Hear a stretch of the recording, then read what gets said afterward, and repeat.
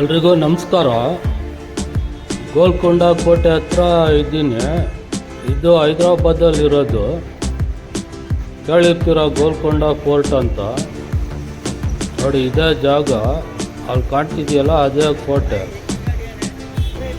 ಈ ಕೋಟೆ ಬಂದ್ಬಿಟ್ಟು ಮೊದಲು 11ನೇ ಶತಮಾನದಲ್ಲಿ ಇಲ್ಲಿ ಕಾಕತೀಯ ಅಂತ ರಾಜರು ಇದ್ರಂತೆ. ಅವರು ಕಟ್ಸಿರೋದು ಅದರಲ್ಲಿ ಮಣ್ಣಲ್ಲಿ ಕಟ್ಸಿದ್ದು. ಅದನ್ನು ಇವರು ನೆಕ್ಸ್ಟು ಬಾಮಣಿ ಸುಲ್ತಾನರು ಇದ್ವಲ್ಲ, ಬಿಜಾಪುರವರು, ಅವರು ವಶಪಡಿಸ್ಕೊಂಡ್ಮೇಲೆ ಇಲ್ಲಿ ಗವರ್ನರ್ ಆಗಿ ಯಾರು ಕುಲಿ ಕುತುಬ್ ಶಾ ಅಂತ ಅವರಿಗೆ ಕಳಿಸಿದ್ದು. ಅವರು ಬಂದಿದ್ದು 1505 ಆವಾಗ ಇವ್ರು ಯಾರು ಬಾಮಣಿ ಸುಲ್ತಾನರು ಯಾವಾಗ ಪತನ ಆಯಿತು, ಆಮೇಲೆ ಇಲ್ಲಿ ಗವರ್ನರ್ ಆಗಿದ್ದು ಕುಲಿ ಕುತುಬ್ ಶಾ ಇಂಡಿಪೆಂಡೆಂಟ್ ಆಗಿ ಅವ್ರ ವಂಶಸ್ಥರು ನೆಕ್ಸ್ಟ್ ಇಲ್ಲಿ ಆಳ್ವಿಕೆ ಮಾಡಿರೋದು. ಅವರು ಆಮೇಲೆ ಈ ಕೋಟೆನ ಕಟ್ಟಿಸ್ತಾ ಬಂದಿದ್ದಂತೆ 1518ರಿಂದ ನೆಕ್ಸ್ಟು ಯಾವಾಗ 1580 ತನಕ ಕಟ್ಸಿದ್ದಾರೆ. ಒಟ್ಟು 3 ಯಾರೋ ರಾಜರು ಕಟ್ಸಿರೋದು. ಇಲ್ಲೇ ಟಿಕೆಟ್ ಕೌಂಟ್ರು ನೋಡಿ, ಇಲ್ಲಿ 25 ರೂಪಾಯಿ ಒಬ್ರಿಗೆ. ಇಲ್ಲಿ ಟಿಕೆಟ್ ತೊಗೊಂಡು ನೆಕ್ಸ್ಟ್ ಇಲ್ಲಿಂದ ಎಂಟ್ರಿ ಆಗಬೇಕು. ಈ ಕೋಟೆ ಕಟ್ಸೋಕ್ಕೆ ಒಟ್ಟು 62 ವರ್ಷ ತೊಗೊಂಡಿದ್ದಾರೆ.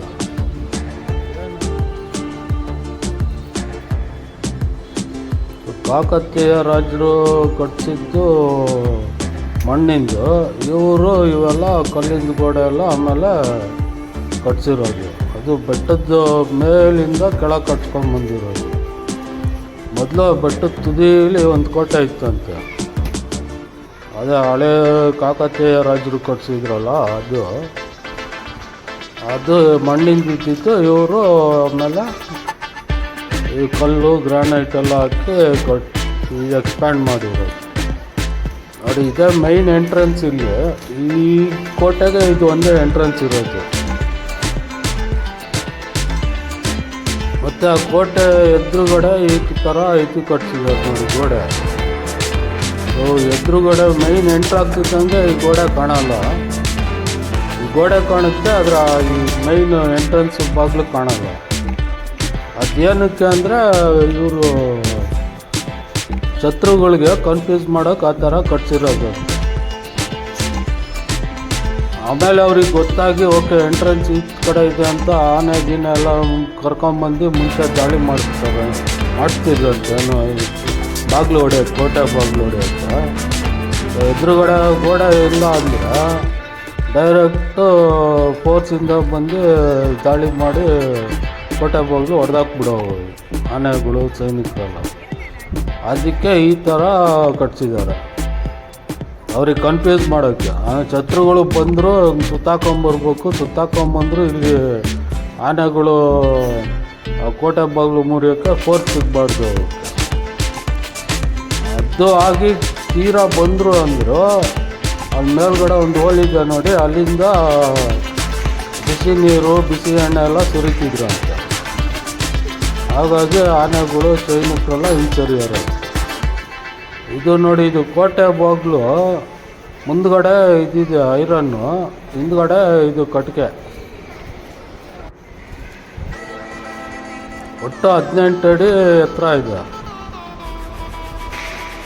ನೋಡಿ. ಇಲ್ಲಿಂದ ಬಂದರೆ ಇಲ್ಲಿ ಈ ಜಾಗ ಇದೆಯಲ್ಲ, ಇಲ್ಲಿಂದ ನೀವು ಚಪ್ಪಾಳೆ ಹೊಡೆದ್ರೆ ಅಲ್ಲಿ ಬೆಟ್ಟದ ತುದಿಲಿ ಒಂದು ದರ್ಬಾರ್ ಹಾಲ್ ಇದೆ, ಅಲ್ಲಿ ತನಕ ಅದು ಕೇಳುತ್ತಂತೆ ಶಬ್ದ.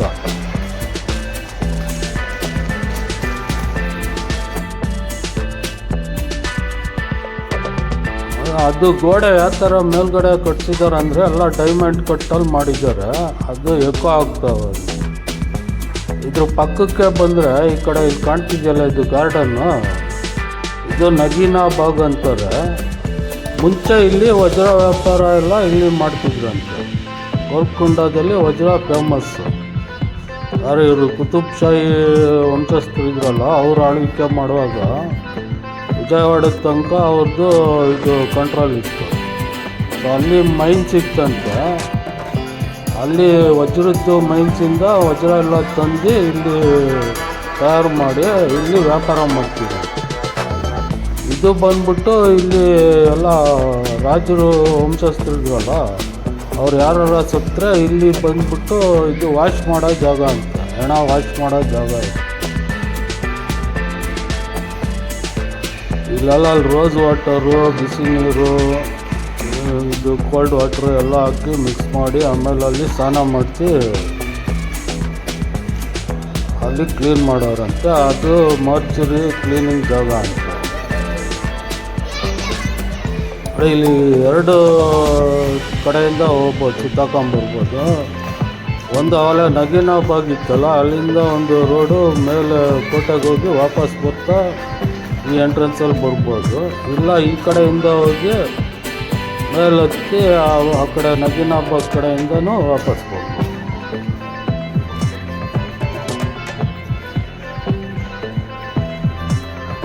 ನೋಡಿ ಅಲ್ಲಿ ಈ ಕಡೆ ಸೈಡ್ ಒಂದು ದೊಡ್ಡ ಬಿಲ್ಡಿಂಗ್ ಥರ ಇದೆಯಲ್ಲ, ಇವೆಲ್ಲ ಇದು ಏನೋ ಹತ್ಯಾರುಗಳೆಲ್ಲ ಶೇಖರಿಸೋಕ್ಕೆ, ಅಂದರೆ ಮದ್ದುಗುಂಡು ಇವೆಲ್ಲ ತಯಾರು ಮಾಡಿ ಇಲ್ಲಿ ಶೇಖರಿಸಿ ಇಡ್ತಿದ್ರಂತೆ. ಕೆಳಗೆ ತಯಾರಿ ಮಾಡ್ತಿದ್ರಂತೆ, ತಗೊಂಡೋಗಿ ಎಲ್ಲ ಮೇಲ್ಗಡೆ ಎಲ್ಲ ಅಲ್ಲಿ ಇಡ್ತಿದ್ರಂತೆ. ಸೈನಿಕರೆಲ್ಲ ಮದ್ದುಗುಂಡಿಗೆ ಇಲ್ಲಿ ಬಂದು ಮೇಲ್ಗಡೆ ಎಲ್ಲ ತಗೊಂಡೋಗೋರು. ಅದಕ್ಕೇನೋ ಅಸ್ಲಾ ಖಾನ ಅಂತ ಏನೋ ಹೆಸರಿದೆ. ಇಲ್ಲಿ ನೋಡಿ, ಇಲ್ಲಿ ಈ ಕಡೆ 2 ಗೋಡೆ ಇದೆಯಲ್ಲ, ಗೋಡೆ ಮಧ್ಯೆ ಆ ಕಡೆ ಅಲ್ಲಿ ದರ್ಬಾರ್ ಥರ, ಅಲ್ಲಿ ಎಷ್ಟು ಬಂದರೆ ಅಲ್ಲಿ ರಾಜರು ಭೇಟಿ ಮಾಡೋರಂತ. ಇವೆಲ್ಲ ಬಂದ್ಬಿಟ್ಟು ಇದು ಮೇಯ್ನು ಪ್ಯಾಲೇಸ್ ಏರಿಯಾ ಇದು. ಇದಕ್ಕೆ ರಾಣಿ ಮಹಲ್ ಅಂತಾರೆ. ಒಟ್ಟು ಆ ಕಡೆ ಇದು ನೋಡಿ, ಈ ಕಡೆ ಇರೋದು ಒಂದು ಮಸ್ಜಿದ್ದು,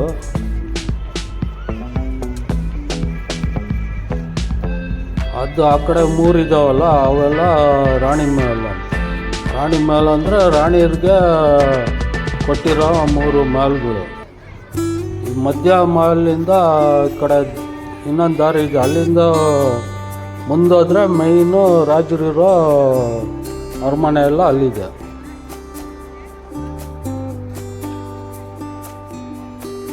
ಇಲ್ಲಿ ಗಾರ್ಡನ್ ಎಲ್ಲ ಇವಾಗ ಇದು ಡೆವಲಪ್ ಮಾಡಿದ್ದಾರೆ. ಇದು ರಾತ್ರಿ ಹೊತ್ತು ಬಂದರೆ ಇಲ್ಲಿ ಲೈಟ್ ಶೋ ನಡೆಸ್ತಾರಂತೆ. ರಾತ್ರಿ ಅಂದರೆ ಒಂದು 5:30 ಮೇಲೆ, 6:30 ಮೇಲಿಂದ 6:30ಇಂದ 8 ಅನಿಸುತ್ತೆ. ಬಟ್ ಅದಕ್ಕೆ ಸಪ್ರೇಟ್ ಟಿಕೆಟ್ ತೊಗೋಬೇಕು. ಇಲ್ಲೇ ಐತಿ ಅಂದರೆ 5:30 ತನಕ ಕೋಟೆ ತೆಗೆದಿರ್ತಾರೆ ಎಂಟ್ರೆನ್ಸು. ಇಲ್ಲಿ ಬಂದಮೇಲೆ ಲೈಟ್ ಶೋ ನೋಡ್ತೀರ ಅಂದರೆ ಮತ್ತೆ ಅಲ್ಲಿ ಸಪ್ರೇಟ್ ಟಿಕೆಟ್ ತೊಗೊಂಡು ಹೋಗ್ಬೇಕಂತ.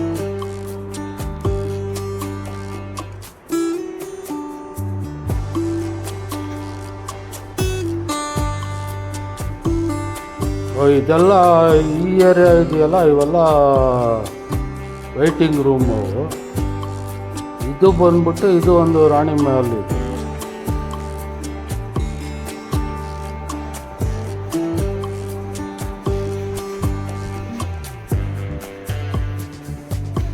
ನೋಡಿ ಮಧ್ಯ ಇದೆಯಲ್ಲ, ಅವೆಲ್ಲ ನೀರು ಟ್ಯಾಂಕಿಗಳು ಅವು.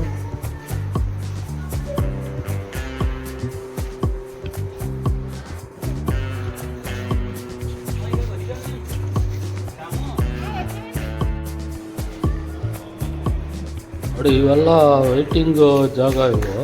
ಅಲ್ಲಿ ಮೇಲ್ಗಡೆ ಮತ್ತೆ ಕೋರ್ಟ್ ಹಾಲ್ ಥರ ಇಲ್ಲಿ ಯಾರೇ ಇವರು ಬಂದರೂ ಇಲ್ಲಿಂದ ಅಲ್ಲಿ ಸೈನಿಕರು ಕಳಿಸ್ತಿದ್ರಂತೆ. ಇಲ್ಲಿಂದ ಎಂಟ್ರಿ, ಅಲ್ಲಿ ವೆಯ್ಟಿಂಗ್ ಮಾಡಿ ಇಲ್ಲಿ ಎಂಟ್ರ್ ಆಗಬೇಕು. ನೋಡಿ ಎಂಟ್ರ್ ಆದರೆ ಇದು ಫುಲ್ಲು ರಾಜರು ಪ್ಯಾಲೇಸ್. ಎದುರುಗಡೆ ಒಂದು ಸ್ಟೇಜ್ ಕಾಣ್ತಲ್ಲ, ಆ ಸ್ಟೇಜ್ ಹತ್ರ ಫುಲ್ಲು ಇದೇನು ನೃತ್ಯ ಎಲ್ಲ ಕಾರ್ಯಕ್ರಮ ಅಲ್ಲಿ ಇಟ್ಕೊಳ್ಳೋರಂತೆ. ಇಲ್ಲಿ ಫೌಂಟೇನು ಈಗ ಇದು ಫೈಬರ್ದಂತೆ, ಮುಂಚೆ ಒರಿಜಿನಲ್ದು ಅಲ್ಲಿ ಚಾರ್ಮಿನಾರ್ ಹತ್ರ ಇಟ್ಟಿದ್ದಾರಂತೆ.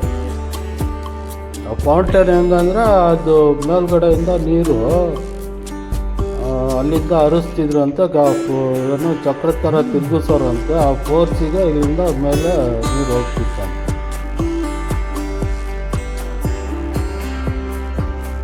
ನೋಡಿ, ಇದು ಆ್ಯಕ್ಚುಲಿ ಇಲ್ಲಿ 3 ಫ್ಲೋರ್ ಇತ್ತಂತೆ ಈ ಜಾಗ. ಇವಾಗ ಯಾರು ಔರಂಗಜೇಬು ದಾಳಿ ಮಾಡಿದ್ಮೇಲೆ ಎಲ್ಲ ಬಿದ್ದೋಗಿರೋದು. ಇವಾಗ ಉಳಿದಿರೋದು ಇಷ್ಟು.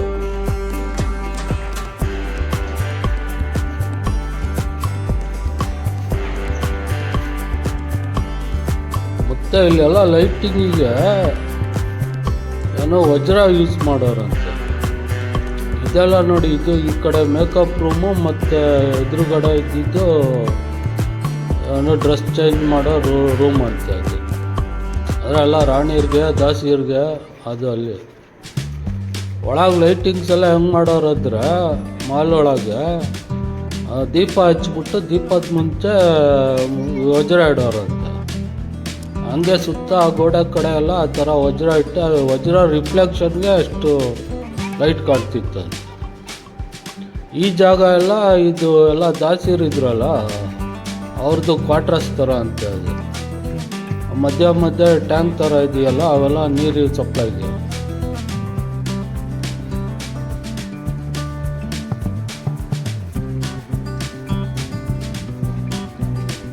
ನೋಡಿ, ಇವೆಲ್ಲ ಅಷ್ಟೇ, ಇವೆಲ್ಲ ದಾಸಿಯರು ಸೈನಿಕರದ್ದು ಅವ್ರದ್ದೆಲ್ಲ ಮನೆಗಳು.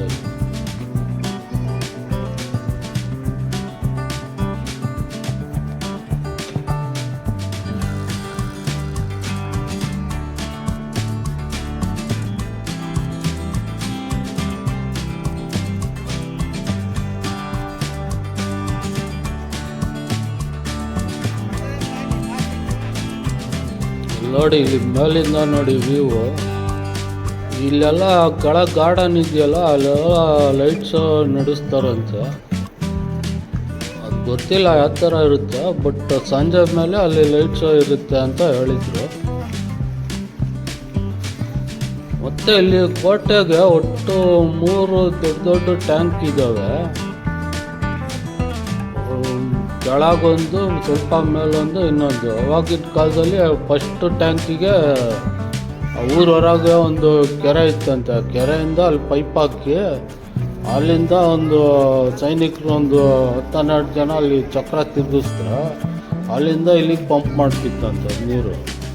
ಆಮೇಲೆ ಈ ಟ್ಯಾಂಕ್ ತುಂಬಿದ್ಮೇಲೆ ಇಲ್ಲಿಂದ ಮತ್ತೆ ಇನ್ನೊಂದು 4 ಜನ ಚಕ್ರ ತಿರುಗಿಸಿ ನೆಕ್ಸ್ಟ್ ಟ್ಯಾಂಕ್ ತುಂಬಿಸೋರು.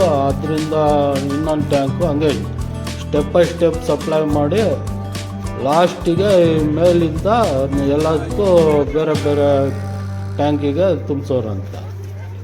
ಎಲ್ಲ ಫುಲ್ಲು ಮಾಲ್ಗೆಲ್ಲ ನೀರು ಸಪ್ಲೈ. ಅದು ಹೆಂಗೆ ಫಸ್ಟು ಇದು ಸಪ್ಲೈ ಮಾಡೋ ಮುಂಚೆ ಪ್ರಾಣಿಗಳಿಗೆ ಕುಡ್ಸೋರುತ್ತೆ. ಅಂದರೆ ಈ ಕುರಿಗಳಿಗೆಲ್ಲ ಅವ್ರು ಏನಾರ ಬದುಕ್ತು ಅಂದರೆ ಓಕೆ, ನೀರು ಚೆನ್ನಾಗಿದೆ ಅಂದ್ಬಿಟ್ಟು ಆಮೇಲೆ ಸಪ್ಲೈ ಮಾಡ್ತಿದ್ರಂತೆ. ಅಷ್ಟು ಸೆಕ್ಯೂರಿಟಿ.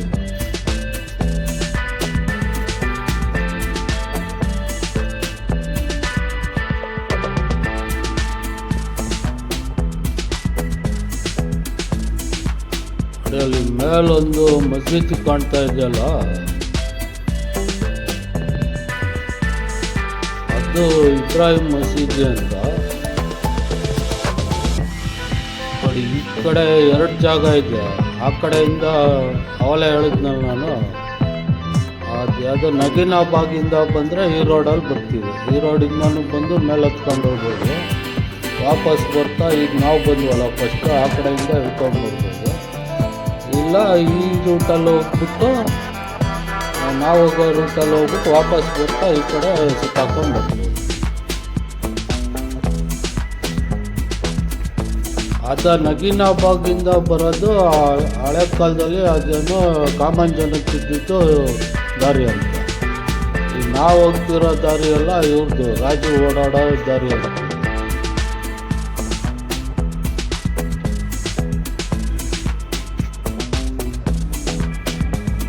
ರಾಜರು ಓಡಾಡ್ತಿದ್ದು ಅಂದರೆ ಎಲ್ಲ ಪಲ್ಲಕ್ಕಿ ಮೇಲೆ ಕೂತ್ಕೊಂಡು ಹೋಗೋರಂತೆ ಸೈನಿಕರು. ಇಲ್ಲಿ ನೋಡಿ, ಇಲ್ಲಿಂದ ನೋಡಿ ಎಲ್ಲ ಹೈದ್ರಾಬಾದ್ ಫುಲ್ಲು ಕಾಣುತ್ತೆ. ಇನ್ನು ಮೇಲೆ ಹೋದ್ರೆ ಇನ್ನು ಅಲ್ಲಿ ದರ್ಬಾರ್ ಹಾಲ್ ಇದೆ, ಅದು ಪೀಕ್ ಪಾಯಿಂಟು. ಅಲ್ಲಿಂದ 360 ಫುಲ್ಲು ಹೈದ್ರಾಬಾದ್ ಸಿಟಿ ಕಾಣುತ್ತೆ.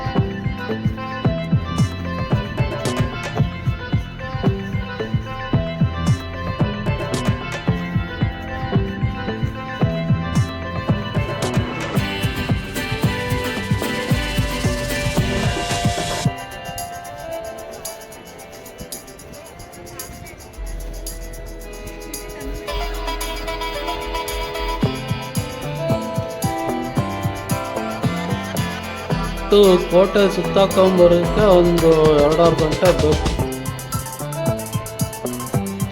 ಇಲ್ಲಿ ಮೇಲೆ ಬಂದರೆ 2 ದೇವಸ್ಥಾನ ಇದೆ, ಒಂದು ಜಗದಾಂಬ ಮತ್ತು ಇನ್ನೊಂದು ಮಹಾಕಾಳಿ ದೇವಸ್ಥಾನ.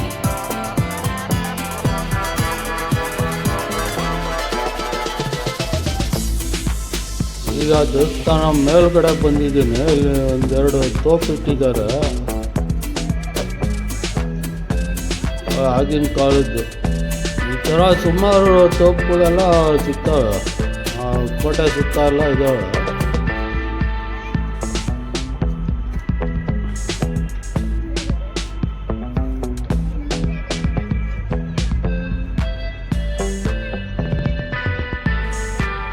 ಲೈಟಾಗಿ ಮಳೆ ಬರ್ತಾ ಇದೆ.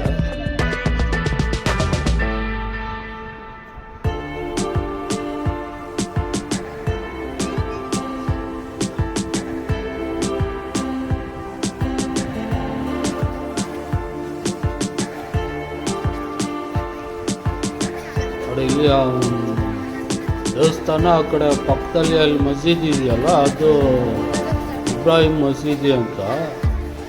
ಅದೇ ಸೇಮ್ ಅದ್ರದ್ದೇನು ಸ್ಟೈಲ್ ಇದೆ. ಇಲ್ಲಿ 2 ಇದು ಅಷ್ಟೇ, ಅದು ಮಿನಾರು. ಅದೇ ಸ್ಟೈಲು ತೊಗೊಂಡು ಚಾರ್ಮಿನಾರ್ ಕಟ್ಸಿರೋದು. ಯಾರು ಅವ್ರ ಮಗ, ಇಬ್ರಾಹಿಂ ಮಗ ಮೊಹಮ್ಮದ್ ಕುಲಿ ಕುತುಬ್ ಶಾ ಅಂತ, ಅವನು ಚಾರ್ಮಿನಾರು ಕಟ್ಸಿರೋದು. ನೋಡಿ, ಇದೇ ದೇವಸ್ಥಾನ, ಜಗದಾಂಬ ಮತ್ತು ಮಹಾಕಾಳಿ ದೇವಸ್ಥಾನ. ಇದು ಇಬ್ರಾಹಿಂ ಮಸೀದಿ ಬಂದ್ಬಿಟ್ಟು 30 ಅಡಿ ಇದೆ ಎತ್ತರ. ಚಾರ್ಮಿನಾರ್ ಬಂದ್ಬಿಟ್ಟು ಅವ್ರ ಮಗ ಕಟ್ಸಿದ್ದು ಒಟ್ಟು 180 ಅಡಿ ಎತ್ತರ ಇದೆ. ಇದು ಬಂದ್ಬಿಟ್ಟು ಇದೇ ದರ್ಬಾರ್ ಹಾಲು, ಮೈನ್ ಪೀಕ್ ಪಾಯಿಂಟು. ಇಲ್ಲಿ ಕೆಳಗೆಲ್ಲ ಜಾಗ ಇದೆಯಲ್ಲ, ಇಲ್ಲೆಲ್ಲ ಕಾಮನ್ ಜನ ಕೂರುತ್ತಿದ್ರಂತೆ ಸಭೆ ಮಾಡುವಾಗ. ಮೇಲ್ಗಡೆ ಅಲ್ಲಿ ಇದೆಯಲ್ಲ ಸ್ಟೇಜು, ಮೇಲ್ಗಡೆ ಎಲ್ಲ ಇವರು ಯಾರು ರಾಜರು, ಮಂತ್ರಿಗಳು, ಗವರ್ನರ್ಸು. ಅಂದರೆ ಅದಕ್ಕೆ ಏನಂತ ದಿವಾನೆ ಕಾಸು ಅಂತಾರೆ, ಕೆಳಗಿರೋಕ್ಕೆ ದಿವಾನೆ ಆಮ್ ಅಂತ.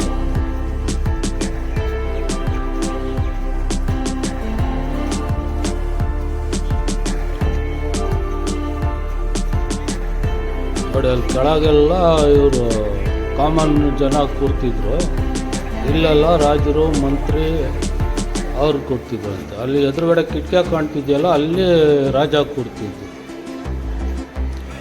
ಇದ್ರ ಕೆಳಗೆಲ್ಲ ಇವರು ಮಂತ್ರಿಗಳು, ಅದ್ರ ಕೆಳಗೆ ಮಾಮೂಲಿ ಜನಗಳು. ಇಲ್ಲಿ ಮೇಲೆ ಹೋಗೋಕ್ಕೆ ಅದು ಮೆಟ್ಲು. ಈಗ ಮೇಲೆ ಬಂದಿದ್ದೀನಿ, ಮೇಲೆ ನೋಡಿ, ಇದು ಪೀಕ್ ಪಾಯಿಂಟು. ಇದಕ್ಕೇನೋ ಬರ್ದಾರಿ ಅಂತ ಏನೋ ಹೆಸರಿದೆ ಈ ಜಾಗಕ್ಕೆ. ನೋಡಿ, ಇಲ್ಲಿಂದ ಫುಲ್ಲು ಪೀಕ್ ಪಾಯಿಂಟಲ್ಲಿ ಸುತ್ತ ನೋಡಿದ್ರೆ ಇಡೀ ಹೈದ್ರಾಬಾದು ವ್ಯೂ ಸಿಗುತ್ತೆ.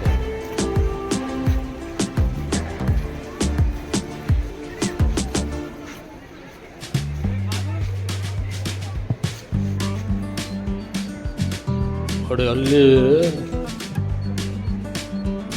ದೂರ ಕೆರೆಗಳೆಲ್ಲ ಕಾಣ್ತಿದ್ದಾವೆ ನೋಡಿ.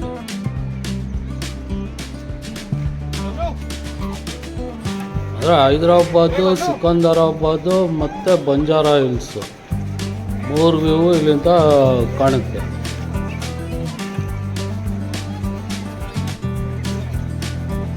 ಇಲ್ಲಿ ಕೆಳಗಿದೆಯಲ್ಲ, ಇದು ಎಲ್ಲ ಜನರಿಗೆ ಹಾಕೋ ಗೋಡೆ ಇದೆಯಲ್ಲ, ಆ ಗೋಡೆ ಕೆಳಗೆ ಒಂದು ಸುರಂಗ ಮಾರ್ಗ ಇತ್ತಂತೆ, ಈಗ ಕ್ಲೋಸ್ ಮಾಡಿದ್ದಾರೆ. ಇಲ್ಲಿಂದ ಎಲ್ಲಿಗೆ ಕುತುಬ್ ಅಲ್ಲ ಚಾರ್ಮಿನಾರ್ ತಕ್ಕನೂ ದಾರಿ ಇತ್ತಂತೆ. ಅವಾಗ ಸುರಂಗ ಮಾರ್ಗದಲ್ಲಿ ಹೋಗೋರಂತೆ ಇಲ್ಲಿಂದ.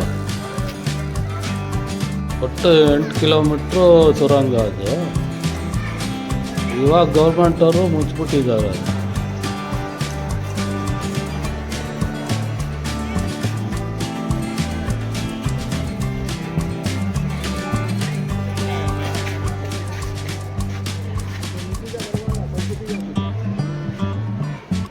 ನೋಡಿ ಅಲ್ಲಿ ಫುಲ್ಲು ಹೈದ್ರಾಬಾದ್ ವ್ಯೂ ಇಲ್ಲಿಂದ ಕಾಣುತ್ತೆ.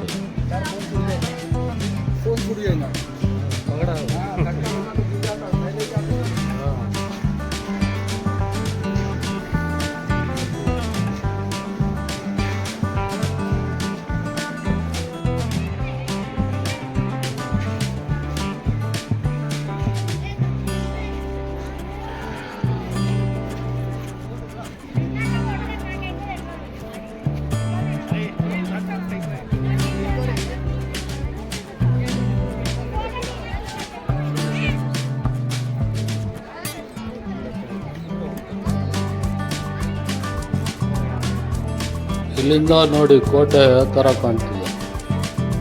ಕೆಳಗಿಂದ ಬಂದವಲ್ಲ ಅವೆಲ್ಲ ಏರಿಯಲ್ ವ್ಯೂ. ಮತ್ತು ಆ ಕಡೆ ಯಾವುದೋ ಗ್ರೌಂಡ್ ಇದೆ, ಅದು ಯಾವುದೋ ಮಿಲ್ಟ್ರಿ ಗ್ರೌಂಡು ಏನೋ ಅಂತಿದ್ರು, ಗೊತ್ತಿಲ್ಲ. ಬಟ್ ಸುಮಾರು ದೂರದ್ದು ಪ್ಲೇಸ್ಗಳೆಲ್ಲ ಕಾಣ್ತವೆ. ಅಲ್ಲಿ ರೋಡ್ ಕಾಣ್ತಾ ಇದೆ.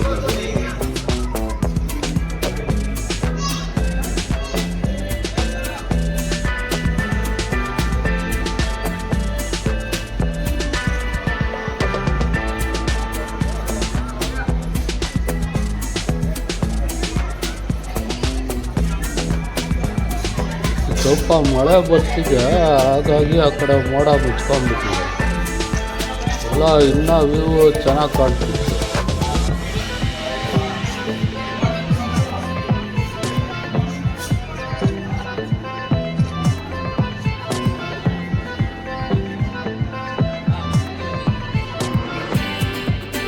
ಪೀಕಲ್ಲಿ ಮಾತ್ರ ಸಖತ್ತಾಗಿದೆ. ಖುಷಿ ಆಯಿತು. ಮೇಲ್ಗಡೆ ತಲುಪ್ತೀವಲ್ಲ ಇಂಥ ನೋಡಿ, ಈ ಥರ ವ್ಯೂ ಸಿಗುತ್ತೆ. ಕೆಳಗೆ ನೋಡಿ ಎಲ್ಲ ಕೋಟೆ ಸುತ್ತಾಕೊಂಡು ಅವೆಲ್ಲ ಕಾಣ್ತಿದೆ.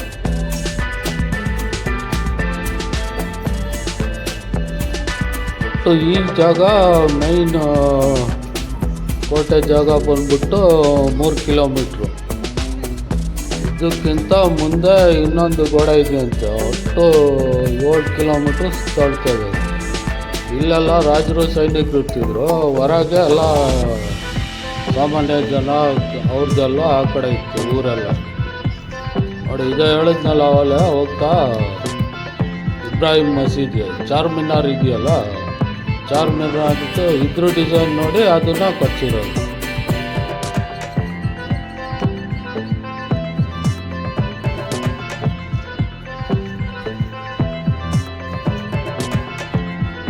ಈ ಮಸೀದಿ ಕೆಳಗಲ್ಲಿ ರೂಮ್ ಇದೆಯಲ್ಲ, ಅವೆಲ್ಲ ಇದು ಅಂಬರ್ ಖಾನ ಅಂತಾರೆ. ಅಲ್ಲೆಲ್ಲ ಇದು ದವಸ ಧಾನ್ಯ ಅವೆಲ್ಲ ಸ್ಟೋರ್ ಮಾಡೋರಂತ. ಇದೇ ಥರ 4-5 ಇದ್ದಾವೆ. ಎಲ್ಲ ಜಾಸ್ತಿ ಮೇಲಿಟ್ಟಿದ್ದಾರೆ, ಯಾಕಂದರೆ ಕೆಳಗೆಲ್ಲ ಗಾಳಿ ಮಾಡಿಬಿಟ್ರೆ ಹಾಳಾಗ್ಬಿಡ್ತವೆ. ಮೇಲಿಟ್ರೆ ಕೋಟೆ ಇಲ್ಲಿ ಔರಂಗಜೇಬ್ ಬಂದಾಗ ಒಟ್ಟು 8 ತಿಂಗಳು ಅವನಿಗೆ ಒಳಗೆ ಬರೋಕ್ಕಾಗಲಿಲ್ಲಂತೆ. 8 ತಿಂಗಳಿಗೆ ಆಗೋಷ್ಟು ಆಹಾರ ಧಾನ್ಯ ಎಲ್ಲ ಇಲ್ಲಿ ಶೇಖರಿಸಿ ಇಟ್ಕೊಂಡಿದ್ದೆ.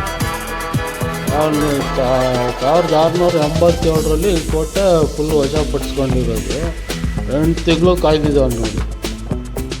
ಕೋಟೆ ಸುತ್ತಾಕೊಂಡಿದ್ರಂತ ಸೈನಿಕರೆಲ್ಲ. ಇವ್ರು ಕೋಟೆ ಎಲ್ಲ ಬಾಗಿಲು ಹಾಕೊಂಡು ಒಳಗಿದ್ದಾರೆ. ಸೊ ಅಲ್ಲಿ 8 ತಿಂಗಳ ತನಕ ಕಾಯಿಸಿದಾನು, ಆಮೇಲೆ ನುಗ್ಗಿರೋದು. ಈ ಇದಿದೆಯಲ್ಲ ಈ ಜಾಗನೂ ಇದು ದವಸ ಧಾನ್ಯ ತುಂಬಕ್ಕಿದ್ದಿದ್ದು, ಇದನ್ನು ಖಾಲಿ ಮಾಡಿ ಇದು ರಾಮದಾಸ್ ಜೈಲ್ ಅಂತಾರೆ. ಇಲ್ಲಿ ರಾಮದಾಸ್ ಅಂದರೆ ಹಳೆ ಇಲ್ಲಿ ರೆವಿನ್ಯೂ ಆಫೀಸರ್ ಆಗಿ ಇಲ್ಲಿ ಸುತ್ತಮುತ್ತ ಭದ್ರಾಚಲಂದೆಲ್ಲ ಟ್ಯಾಕ್ಸ್ ಕಲೆಕ್ಟ್ ಮಾಡ್ತಿದ್ದು ರಾಮದಾಸ್ ಅಂತ. ಅವರು ರಾಮ ಲಕ್ಷ್ಮಣನ್ ಭಕ್ತ. ಇದು ನೋಡಿ ಇವೆಲ್ಲ ಇಲ್ಲಿ ಜೈಲಲ್ಲಿದ್ದಾಗ ಈ ಮೂರ್ತಿಗಳೆಲ್ಲ ಕೆತ್ತಿರೋದು ಯಾರು? ರಾಮದಾಸ್. ಒಟ್ಟು 12 ವರ್ಷ ಇಲ್ಲಿ ಜೈಲಿಗೆ ಹಾಕಿದ್ರು. ಯಾತಕ್ಕೆ ಅಂದರೆ ಅದೇ ಟ್ಯಾಕ್ಸ್ ಎಲ್ಲ ಕಲೆಕ್ಟ್ ಮಾಡಿ ಭದ್ರಾಚಲಂದು ಅಲ್ಲೊಂದು ದೇವಸ್ಥಾನ ಕಟ್ಟಬೇಕು ಅಂದ್ಕೊಂಬಿಟ್ಟು, ಅದೇ ಟ್ಯಾಕ್ಸ್ ಒಂದು 6 ಲಕ್ಷದ ಜನ ಗೋಲ್ಡ್ ಕಾಯಿನ್ ಸಿಗ್ತಂತೆ, ಅದರಲ್ಲಿ ತೆಗ್ದು ದೇವಸ್ಥಾನ ಕಟ್ಸಿರೋದು. ದೇವಸ್ಥಾನ ಕಟ್ಸ್ಕೋ ಮುಂಚೆ ಪರ್ಮಿಷನ್ ತಗೋಬೇಕಲ್ಲ, ರಾಜರು ಪರ್ಮಿಷನ್ನು ತಗೊಂಡಿಲ್ಲ ಅಂದ್ಬಿಟ್ಟು ರಾಜ ಒಟ್ಟು 12 ವರ್ಷ ಶಿಕ್ಷೆ ಕೊಟ್ಟು ಅಲ್ಲಿ ಜೈಲಿಗೆ ಹಾಕ್ತಿರೋದು. ನೋಡಿ ಇಲ್ಲೆಲ್ಲ ಅದೇ ತೋಪುಗಳಿವೆಲ್ಲ ಪ್ರದರ್ಶನಕ್ಕೆ ಇಟ್ಟಿರೋದು ಹೊರಗಿದ್ದು ತಂದು. ರಾಮದಾಸ್ ಕತೆ ಹೇಳ್ತಿದ್ದ. ಆ್ಯಕ್ಚುಲಿ ರಾಮದಾಸ್ ಬಂದ್ಬಿಟ್ಟು ಅವ್ರ ಅಳಿಯನ ಕೈಯಲ್ಲಿ ಲೆಟ್ರ್ ಕೊಟ್ಟಿದ್ದಂತೆ, ರಾಜರು ಕೊಡು ಈಗ ದೇವಸ್ಥಾನ ಕಟ್ಸೋಕ್ಕೆ ಯೂಸ್ ಮಾಡ್ತಿದ್ದೀನಿ ಅಂತ. ಆ ಪಾರ್ಟಿ ಕೊಟ್ಟಿಲ್ಲ. ಆಮೇಲೆ ರಾಜರಿಗೆ ಗೊತ್ತಾಗಿ ಇವ್ರು ಭಾಳ ಸ್ಟ್ರಿಕ್ಟ್ ಇದ್ದಂತೆ ರಾಜರು, ಅಂದರೆ ಬೊಕ್ಕಸಕ್ಕೇನೆ ಯಾರೋ ಏನೋ ಮಾಡಿದ್ರು ಕಠಿಣ ಶಿಕ್ಷೆ ಕೊಡ್ತಿದ್ರಂತ. ಆವಾಗ ಕರ್ದು ಕೇಳಿದಾಗ ರಾಮದಾಸ್ ಯಾಕೆ ಹಿಂಗೆ ಮಾಡಿದೆ? ಇಲ್ಲ ನಿಮಗೆ ಲೆಟ್ರ್ ಕೊಟ್ಟಿದ್ನಲ್ಲ ತಲುಪಲಿಲ್ಲ, ಅದಕ್ಕೆ ಅವ್ರು ಹಳಿಯಂಗೆ ಕರ್ದು ಕೇಳಿದ್ಕೆ ಅವನು ಇಲ್ಲ ನನ್ನ ಕೈಯಲ್ಲಿ ಕೊಟ್ಟ ಇಲ್ಲ ಅಂತ. ಆವಾಗ ರಾಮದಾಸ್ ಸರಿ ನೀವೇನು ಶಿಕ್ಷೆ ಕೊಡ್ತೀರಾ ಕೊಟ್ರಿ ಅಂದಾಗ ಆವಾಗ ಅಲ್ಲಿ ಜೈಲಿಗೆ ಹಾಕಿದ್ರು. ಇವತ್ತಿಂದು ವಿಡಿಯೋದಲ್ಲಿ ಇಷ್ಟೇ.